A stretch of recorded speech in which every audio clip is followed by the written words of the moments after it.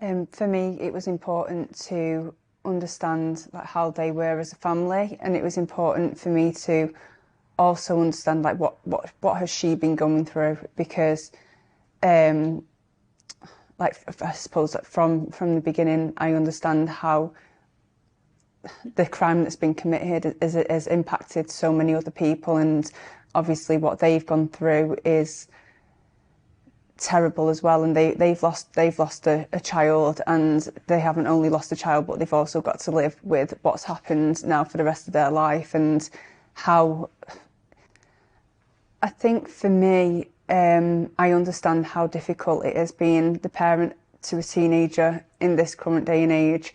I think that there's such pressures, and it's so hard to know what your child's doing now. When they were younger, when I was younger, it was peer pressure that was there. Whereas now we've got mobile phones, and we've got like the whole world is having an input on the way that your child is being brought up. It's not only coming from the parent.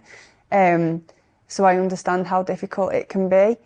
And I think that really both of us are mothers who are trying to navigate something that nobody should ever have gone through, and something that a massive percentage would never ever have to deal with.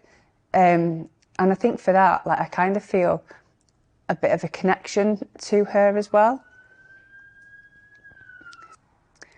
I genuinely don't feel any of those towards Scarlett's parents, and I actually don't feel that towards Scarlett either, because I know that all of these emotions and like feelings like hate, it's only going to impact me.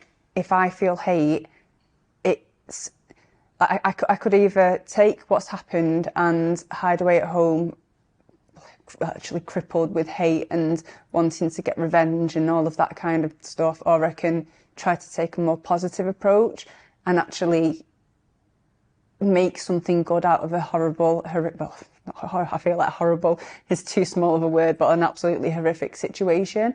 And I choose to do the latter. I don't want to be a victim. I don't want to be, I don't want this to impact the rest of my life and to stop me from progressing and to stop me from being productive and hopefully making a change in society as well. And I think that things happen, and you can either use them as a lesson, and where can we go from here, or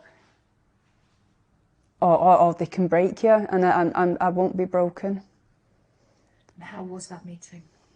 It was emotional. I'm really glad that we had the meeting. Both Scarlett's mum and uncle are very nice people. They're just normal people. And I think that what has happened has impacted their family massively, just the same as it's impacted mine. And we had a few like very personal. We spoke about very personal things, and she was very open with me, and she was so respectful as well. And I think that, sorry, I don't want to cry. I think that her coming to see me shows a great deal of bravery on her part as well. And yeah, it was a very emotional meeting, but I'm so glad that I did that, and I appreciate them for giving me that opportunity as well. So this week I'm launching a community interest company. It's called Peace and Mind UK. Underneath this umbrella, we will be carrying on with the campaigns like the Peace in Mind campaign and also the mobile phone campaign. But I'm hoping to do something that's more community based as well. Because I think it's really important to get mindfulness into schools, but I think it's also equally as important to get parents involved as well. Because it's not only young people that are struggling with the mental health, but adults are as well.